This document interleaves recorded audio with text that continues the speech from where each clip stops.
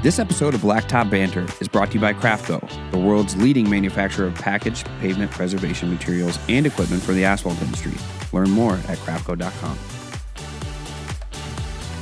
Hey guys, Marvin here. This one's going to be a little bit different of a Blacktop Banter. You're going to be listening to a recording of the Blacktop Banter Success Group where we had Chad Buck of Buck Brothers Asphalt and Concrete join us. And it was too good not to share with you all. Chad shared his story and some insights, and we're excited to bring that to you today here on Blacktop Banter.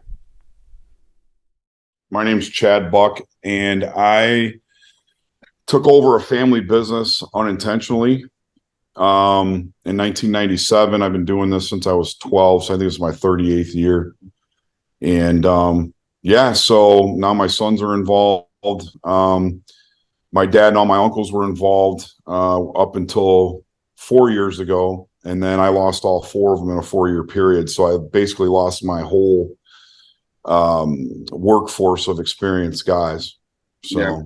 How did it all start? Like when you took it over, like did the family start doing patchwork? Were they doing something else? Like how did it even get going? So the company was started in 1947 by my great-grandfather and my grandfather.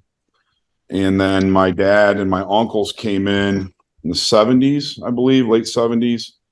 And it turned out they were great contractors. They were poor business owners. Mm-hmm. And so in 1997, when I got married, I was 21 years old. My wife was 20.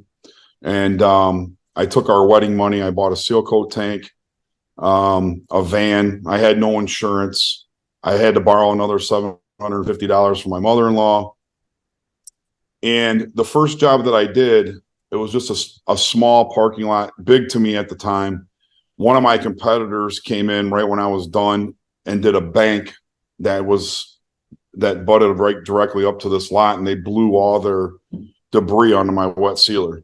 Oh. So that basically started the vendetta of my career to bury them. So, and so by the time I was done, the guy couldn't stand me pretty much. I put billboards above his shop. I bought 2 HHRs and I totally, put stickers and wraps all the way around them. I became his worst nightmare for sure. Yeah. He tells me now that he's retired that he wishes he would have bought me out. Well, I think that's where the boys got the branding side from, when you got those HHRs all wrapped out and going from there. Yeah, and I was, what happened was I had to figure out. So there was 5 companies in Toledo, where I'm from, that were in our market that had been in business for 50 years. And we were in business for 50 years at that time also. And I had to figure out how I was going to overcome a bad reputation. And what I mean by that is my family did great work, but my grandfather kind of taught them the depression way of doing things, basically pay cash for everything, buy stuff out of fields. We're towing, they were basically a joke. I mean, they did great work, but they just couldn't get ahead of the game because they were just taught improperly. So tell us about that a little bit, because that's, it and I know it. We see that a lot, right, within the industry, where guys are doing very little to get to a certain point, and then they're just struggling all the time, thinking they can't ever get over the hump. And then, one of my favorite parts of your all story is how that led to a spot where you were like, okay, I have to figure out how to do this the correct way. And it was within your network that you found a guy to really help you out. Yeah. So what happened was I went to my first pavement show in 1999. Jacob and my kids, they go in luxury. I stayed at a 6, slept on a cot with another guy that was, from Erie, Pennsylvania, that was in the same boat that I was. Mm-hmm. Drove down, my kids are flying first class. They're staying in high-end hotels. And that was my dream one day, to just be in that position, but I could never figure it out. Well, after going, I went to, 10 different pavement shows. I learned a lot of things there, but I still wasn't getting over the hump. And how I ended up doing that was I was invited to, I changed sealer suppliers one year, and I'm still with them to this day. But after I switched to them, it was in probably October I switched. The owner of the company came to me and said, we have a forum every year. We want to invite you. You can bring your wife, which I thought was cool, but I had 4 kids in diapers at the time. Right. And there's no way my wife could go. It was at Doral Country Club in Miami, Florida. And when I get there, I'm standing in line. I have $82 in my checking account. My unemployment check's $211. And I have 4 kids at home that need to eat. So yep. I took $100 with me. I'm standing in line, and they want a credit card for room fees for $250, right? And I'm like, how's this going to work?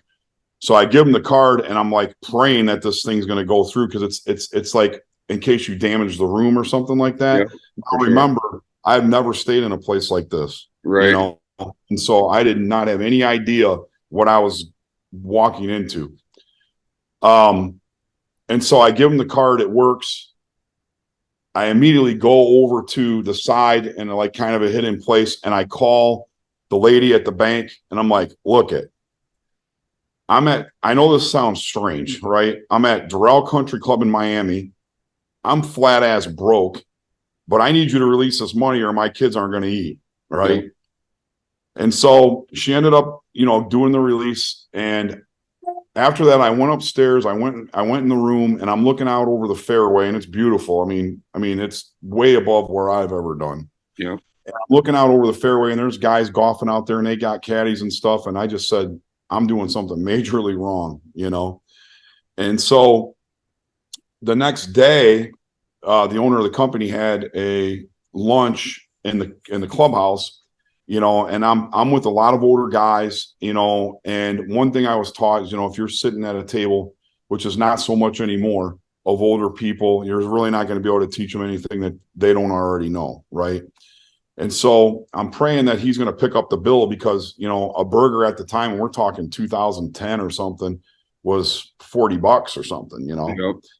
And so there was a gentleman sitting across from me, and he looked at me and said, I don't really like flashy people, because I have this gold charm still to this day that was made by a jeweler. It's our company logo. And I said, well, it's our company logo, and he's like, well, I still don't like flashy people. And I was like, I didn't know how to handle that. So I didn't say nothing. We're eating, we get done. And this guy asked me for $10. And I'm like, you just like bash me, right? But you asked me for $10. So he's like, well, I got to have my car brought up by the porter, and all I have is $100 bills. So I'm like, well, all I got is $100 altogether. Well, at that time I had $82 because I had bought something the night before. Yep. And so I'm walking out, I give them the $10, and they pull up in a brand new baby blue Bentley convertible. Yeah. And this guy at the time was probably, I thought he was old, but he was probably not my age now, 55 maybe. I'm 50, going on 50. And this hot girl walks out. You can tell she was all done up. She was younger than him. He was building a $20 million mansion in West Palm. And he owned a very, very, very large paving company in Wisconsin. And so it turned out at the end of this whole thing, he just was testing me out to see if I was going to give him this $10. Mm-hmm. So the next day we have a round table, because obviously they have to have bring somebody in that teaches something to write this whole thing off, right? Right. And so we're sitting at these round tables, and I'm talking about technology, because I'm one of the youngest people there at the time. I'm kind of like Jake up in 2005, right? Right. The internet was starting to come heavy. Websites were starting to really take off. Phone books were still there, but they were, they're phasing out. And I'm using mapping systems, and I'm doing everything I possibly can, because, I'm trying to like get better at what I'm doing, because I'm doing everything. Right. So they ended up putting me up on that stage for over an hour. Wow. With 300 other contractors in there. Let's just say when I came off that stage, I had multi hundred of thousands of dollar job offers, because right, they're 55, They're Yep. 50, 55-year-old guys, right? I'm young. Yep. And so that's who they want, right? Because they can't Right. find successors. They don't have kids and they need somebody to take their business over. So I'm getting, and you guys would know quite a few of them if I named them off, but, and so after that, the guy that like said that to me, you know, I was talking to him and I ended up going to the owner of the company of the sealer company. And I said, hey, who's the smartest 5 guys in this room? Because I need to take them out to dinner because I need help bad. Like, because I'm majorly something wrong because I am like making no money and I'm working myself to death. Yep. And so I called back to Toledo and I ended up borrowing $500 from a guy that I know. And I took these guys out to dinner and it turned out I had a broken system. Yeah. You know, I'm trying to be the sales guy. I'm trying to be the guy that schedules the work. I'm trying to be, you know, the guy that does the work. And so I came back and the first thing I did is I hired a sales guy for the first time in company history that didn't have the last name Buck. And my dad was royally pissed off because, you know, we've been in business for 50 years. We don't need to advertise. Everybody knows who we are. But then they all came and worked for me. Yeah. Because they didn't want to change their ways and they were just very arrogant and they wouldn't listen. I mean, you know, their way of paving was the only way to do it. Their way, and you know, and so I proved them wrong on all that stuff. Well, I hired a guy that was a car salesman for 30 years. Mm-hmm. And he was the sales manager of a major dealership just over the line in Michigan. Mm-hmm. And all he really wanted to do was he needed something to do, right? So I said, look, I don't really have any money. He's like, you know what? Just give me $300 a week, $400 a week or whatever, pay for a golf membership or something, you know, but I want off every day by 1, 2 o'clock because I want to go play golf and pay for my gas in my car. I'm like, all right. So this guy comes back 2 days later with an awarded proposal on a job that made me more money in 3 days than I made all year. Oh my gosh. And I said, like, he's like, I don't know shit about asphalt, but I can tell you what, I think I put enough money in there where if I've messed up, it don't matter. So I didn't tell him how much money. I tell him now because he still works for me 20 years later. Oh, really? He does? Yeah, Davis. And I'm guessing his contract got renegotiated. Oh yeah, for sure. but you know what? I bought him a new car. Yep. I take Florida every winter. We play golf. All my sales guys, I do that with them. You know, and once that happened, that was a shift. Then what was that's where I got over the hump. Yeah. That's where I got over the hump because what happened is I was too cost conscious, right? Mm-hmm. So I'd go out on jobs, you know, on projects, and I didn't need to win every one, right? I mean, basically, I was a low cost pavement provider in order to get work, right? So I wasn't valuing myself, which I left a lot of money on the table, right? Mm-hmm. So what he told me was, he's like, look, you cannot leave money on the table. It all comes down to knowing who you're talking to and feeling them out. Yeah. So the questions that you ask, the answers that you get back, you know, and I wasn't that straightforward. I mean, this guy would just come out and ask, and you could tell he was a salesman because he had no shame in his game whatsoever. None. Right. And once I started teaching the other people in my family this, then that's when we really started to take off. What? Right. And also when where we grew considerably is when the pavement software started coming out. Mm-hmm. When you can write, started to win bids. That's what I was gonna say. You were just doing quantity and starting to win bids. And so what I did was I became a marketing company that did asphalt work. Yeah, it's basically what I did. To be honest with you, you guys are still you're pretty damn good at it too. Well, pretty good. I mean, the boys are doing a good job, but you guys are doing amazing work at the same time now too. Yeah. Well, if you can generate, I figured if I can generate 30 calls a day in my office, I can't do 30 jobs. Right. I can do 3 at my price. Yeah. Which is Right. fine. So that's when I started doing, that's when I started, growing from $1 million to 2 million. Now I'm at 10 million Yep. at 20% profit.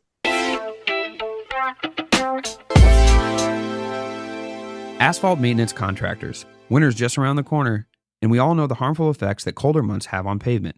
Here at Wiscoat, we've tried a lot of products. We keep coming back to Craftco because of their crack and joint sealers are the best in the industry. No matter the climate that you're located in, Craftco has products that will fit your needs. Find the full product lineup at craftco.com. That's CRAFCO.com. Have you seen the smoothness and compaction that Dynapack's seismic technology has recently brought to the asphalt industry? It's incredible. And Dynapack's CC900G roller may just be the best roller on the market for driveway and parking lot paving contractors. It's even better than the little yellow one that you're used to seeing. But don't take my word for it. Give the CC900G a test run yourself by visiting Dynapack.com and finding a retailer near you. Say goodbye to potholes and roadway damage without the need for large crews, heavy equipment, or toxic chemicals. Aquafalt is the only permanent repair material for asphalt and concrete that uses water. And installation is simple. Just pour, add water, and tamp. It's that easy. An Aquafalt repair can be opened to traffic immediately and fully sealed within 24 hours. Plus, the product is backed by a 3-year warranty and is made in the USA. Visit aquafalt.com. That's AQUAPHALT.com to learn more. I'm incredibly proud of the Blacktop Banter Edition seal coating unit produced in partnership with KM International and available now in both the 550 and 700 gallon versions. Custom built on the same frame as their bulletproof hot boxes, I work closely with KM to design what I believe is the best seal coating unit on the market. A unit designed by a contractor for contractors. See the entire walkthrough of the unit on Blacktop Banter's YouTube channel or visit kminternational.com to learn more and place your order.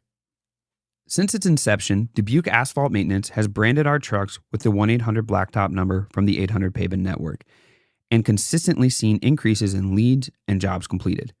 I know the 800 Pavement Network can do the same for your business. Visit 1-800-pavement.com and get set up with your custom phone number today. So once the sales side started to get taken care of, was it your mentor was like, okay, this is the next person you install. So you had, rather than like, what we see a lot are like big groups, right? Where guys like, we're all here and we just kind of teach a lesson. You had somebody in with a microscope going, okay, now you're going to move this guy here, do this. Right. You're going to hire this type of person for this and go from there. Yeah. And basically it was like building a military platoon. So, you got to have the right people in the right places and the right systems to grow. Yep. I learned that because I grew really fast and got myself in trouble. Sure. Right. And I had to realize I had to pay people and I had to care about them. The last generation before me, you were just, they didn't think that way, so right.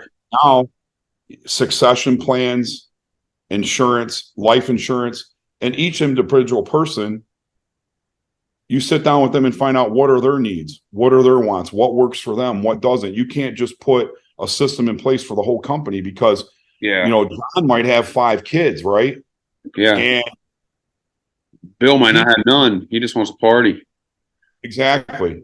Or, you got a guy that just came out of prison who's a great guy that, some of my best employees came out of prison. I can tell you that right now. But what I did is I put down payments on houses. I've paid electric bills. Now, I'm not saying to do that, but when and I don't know how many people have taken Brad's class at the Pavement Show or Jeff's, but I consider it, and I learned this from them, I consider employees to be in 3 different categories: bottom feeders, fence setters, thoroughbreds. You can take a thoroughbred or a fence setter, turn them into a thoroughbred, but you can't do that with a bottom feeder. The bottom feeder, is the guy that shows up and just does what he has to do to keep a job, right? That guy is not the person that you want to put your future into. But Jim comes in and he's there every day on time. He's aggressive. He wants to learn, right? Now he goes from a shovel guy to a loop man, or from on maybe a seal coat crew, maybe now instead of blowing off the project, now he's actually edging in. Now he wants to learn how to spray. That's the guy that you want to invest the money in, because I'm going to tell you right now, and I learned this the hard way, my $100,000 paver operator makes me more money than I ever could imagine. Yep. Yeah. But I'll tell you what, when I started to have to start paying $100,000 salaries, I bought like, because it took me a long time to make $100,000 I myself. was going to say, it wasn't that long ago that it was the other way around, right? Right. But if you put the systems and procedures and plans into place on where you want to go and where you want to be, because here's the thing, I don't want to die with an asphalt shovel in my hand. It's not going to happen. I lost my dad and all my uncles in 4 years' time, and that's what they all did, and I'm not doing that. So I'm putting the right people in the right places, and you may put somebody that you think is the right person in the right place, and they're not. Yeah. What do you do? What do you do then, Chad? Like, what do you do once you realize you like they were good as the roller guy, but then you put him in as a foreman and it didn't work out? Well, they're all in a probationary period anyways. Okay. So, and I explained that to him up front. I'm like, look, I believe that you can do this, but I've also put people in those positions and it's gone to their head and I had to reel them back in. Like, this isn't going to work. Right. So, you either have one or two choices, because you're either going to go back on the roller or you're going to take what I tell you and learn from it. I mean, I've had guys that were could be great estimators, and it went to their head, and I'm not there to babysit them. Yeah. I expect you to write this many a day, and I expect you to get this many. This is your quota. And if I'm getting calls that the estimates aren't getting done, then I know you're not doing your job. And some of them could have made a lot of money and been very wealthy by now, because if they would have just listened, but they let that leadership go to their head, and and sometimes you make mistakes. So but as a business owner, you got to be able to see that. And I'm 48 years old. I'm going to be 49 this year, and I hardly work. I have my business moving in the right direction to where, so those are the two questions that I got here near the end of it is, once you started to scale, like even now, right? Like, to me, after we have conversations and compared to a lot of people that I know, I see you as very successful, right? But every time I talk to you, you always talk about we're heading in the right direction, right? A lot of people look for a finish line, right? Man, if I can once I get to $1 million a year, shit, we're good, right? Once I get to 2 million, shit. But you're like, well, we're here now, and it's still going this way. Like, is that the correct? Do we have the wrong mindset when we put a certain point there? Because when I talk to you all, and even when I talk to Jake, it's always an ascending thing of like, okay, do you stop scaling, or do you guys just keep plugging? Is that possible? Like, what is the mindset just on when we come to that realm? Well, like right now, we're going to be buying a mill in the next couple of years. Yep. So I don't want to go up to where the big boys are. And what I mean by that is I don't want to do highway work. I don't want to get into a lot of underground drainage, big road work. And that's where we would have to go next, right? But where we are going next is, and we've sat down and done the math, and Jacob's very sharp at all this stuff. Oh, yeah. And so we're going to get out of the driveways, because we've done driveways for 75 years now. Yeah. But we're going to get out of the driveways, and we're going to buy a mill, and we can make more money with the mill. Yeah. So for example, you've probably seen this church that we're on right now. They charge us $50,000 to mill that, right? Right. If you sit down and do the math on that, they probably made $30,000. You know how many driveways put in to make $30,000? Yes. Yeah. So it's more strategy still then, right? When it comes to scaling, it's like the stage where you software came out and you refined, this is how we do estimates. So now we're refining this side of it too as well. What I think some people don't realize is that it took years to get to where you can refine that, right? It was a buildup from that transition to this one, where a lot of people are trying to do all these steps all in the same year, and their business doesn't have the foundation there to support that type of a move yet. Right. And you have to make a decision on and where you want to go, right? Because if you want to, I mean, I can tell you right now, the patching and sealing is, if I had to do it all over again, I'd probably stay there. Yeah. It was manageable.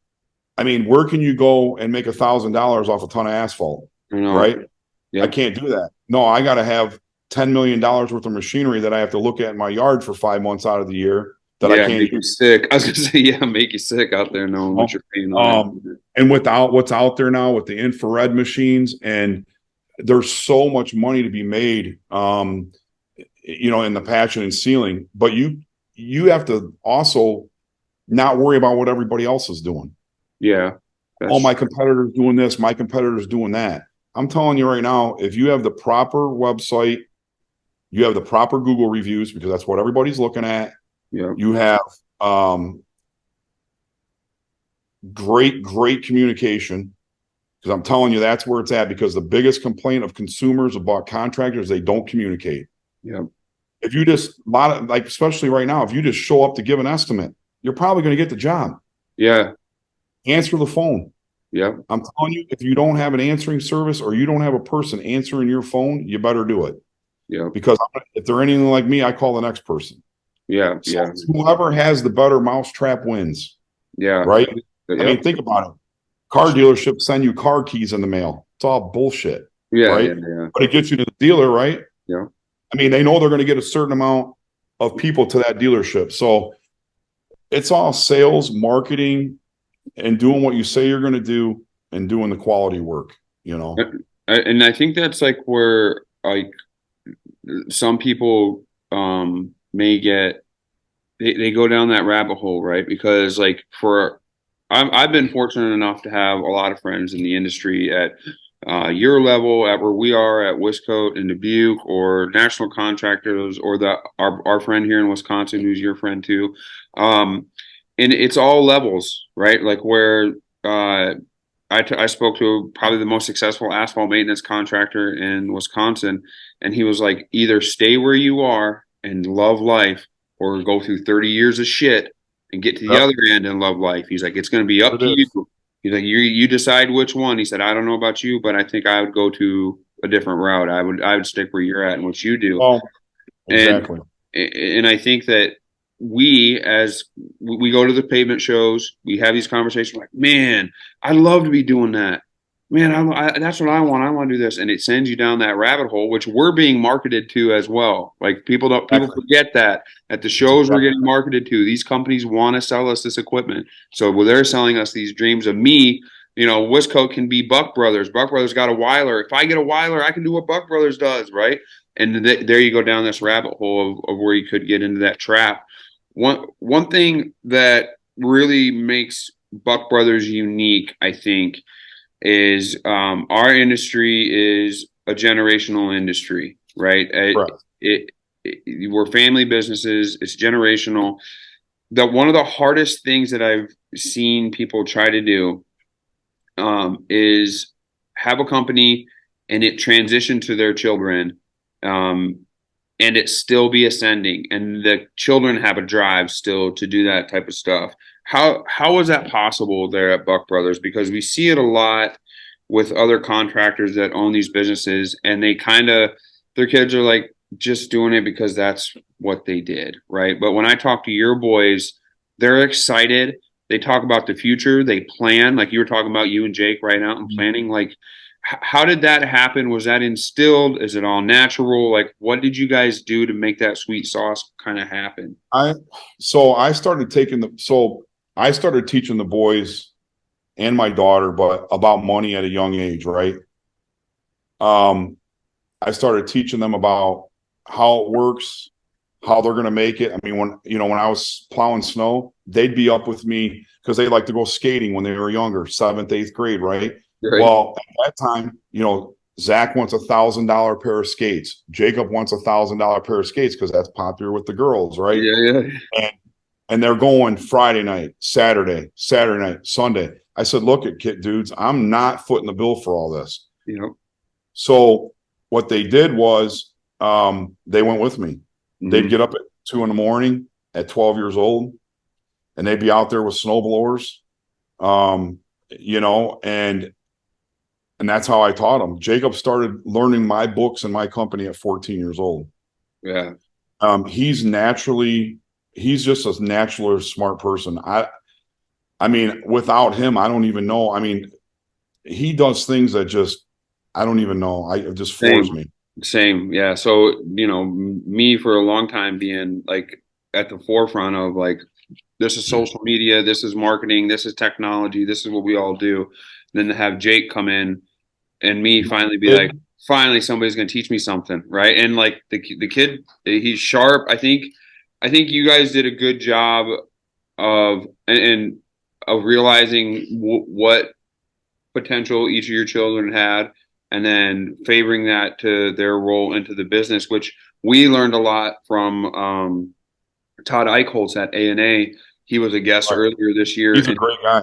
Very good Todd guy. and I go way back. Yeah.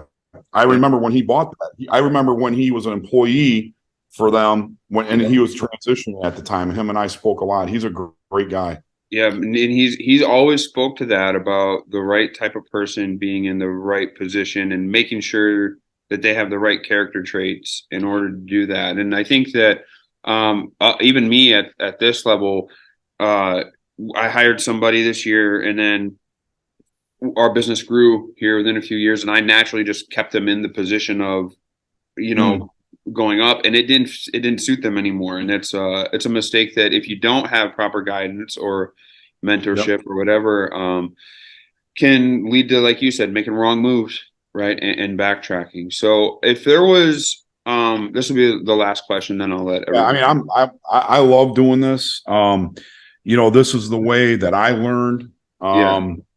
You know, and if I can help anybody that's, you know, stuck or in a transition period or anything, I mean, my wife tells me I need to go into business consulting because I'm called every day now, you know. And I love doing it because I love seeing people succeed and making money, you know, and because you get to the point in your life where I'm at right now, and I don't need the whole pie anymore. I just need a piece. Yeah. Well, so it's not fun to golf by yourself. You know what I mean? No, well, and even the guys in my company, right? Like, you know, there was a time I needed the whole pie because my family was very expensive.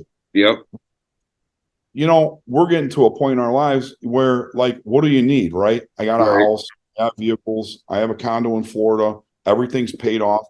What else do I need at that point? What, I want to buy bigger houses and bigger? I don't, right? I mean, I don't need all that. So if I can take that and take the guys that I have working for me and advance their lives, like my paving foreman, you know, we just bought him a new car, right?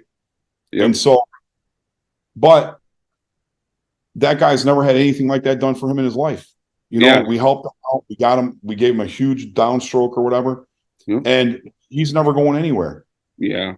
That's so he's ascending too, right? Like, I mean, his journey is ascending too. Like a rising tide. Right. So we want to like take, so, you know, Jacobs came in and fired my paving foreman of 30 years. Yep. Do that. Yep. And that kid, he's like throwing some weight around. He's throwing some weight around. What? He's like, you know what? He's worthless. Like, I can't build my crews around him anymore. Da da da da. So he brings this guy in. His name's Jeremiah. He's 40 years old. And so now we have everybody like that are, you know, 30s, late 20s, early 30s, up to 40. And we're all like have plans for these guys. Mm-hmm. Like, where do you want to go? Where do you want to be? Yeah. Helping them all get there. Right. Yeah. I'm a big company though. Like I'm a large company.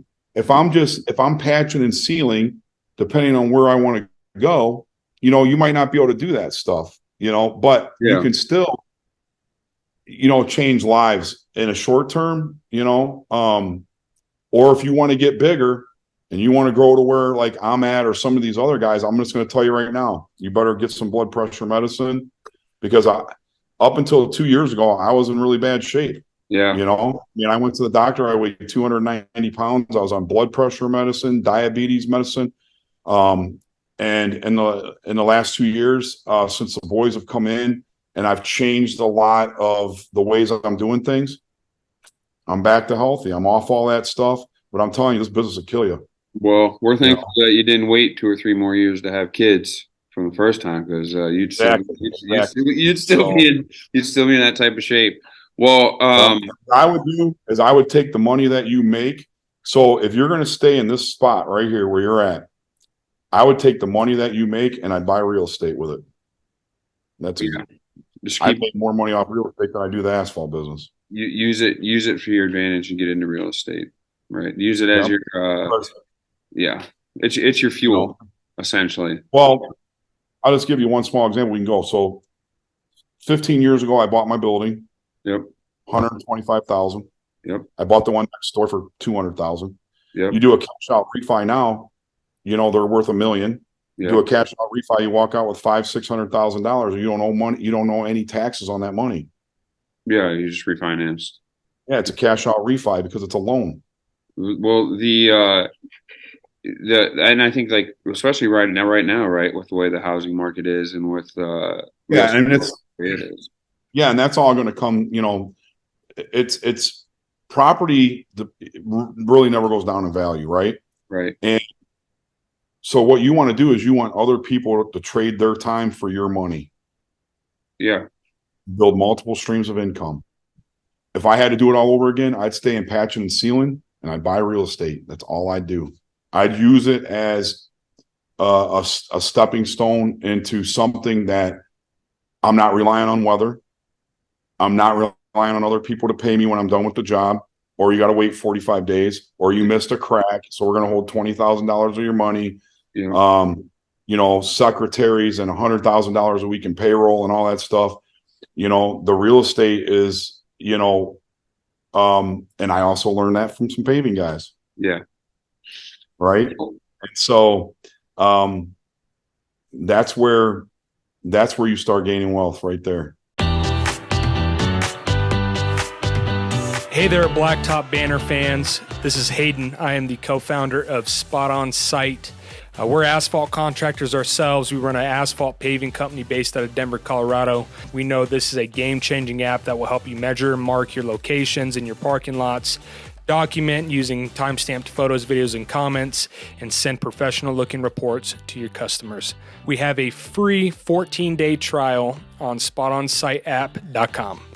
Hey, Jessica Lombardo with Pavex, the Pavement Experience, and I want to invite you all to join us in San Antonio for the first ever event. It will be held January 30th through February 1st at the Henry B. Gonzalez Convention Center.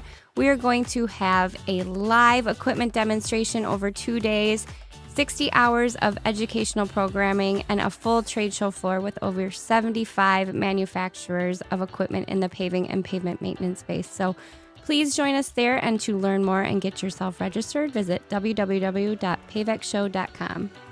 When it comes to asphalt tools and supplies, Liberty Supply has darn near everything you need. I actually think the owner, Sam, sleeps on a mountain of spray tips in their warehouse alongside the pour pots, hot pots, steel brooms, chalk lines, flagging tape, and hundreds of other items. If you call Sam today at 800-397-9907 or visit libertysupply.biz, they'll get you set up with everything you need. For custom and multi-piece stencils, I always turn to Stencil Plus. They've supplied every stencil we use, and these things last a long time. Actually, I should probably call Jeff over at Stencil Plus and just say hi, because it's been a long time since I've had to place an order. Anyway, if you want long-lasting, high-quality stencils, head over to stencilplus.com and save 10% by using code BB10 during checkout.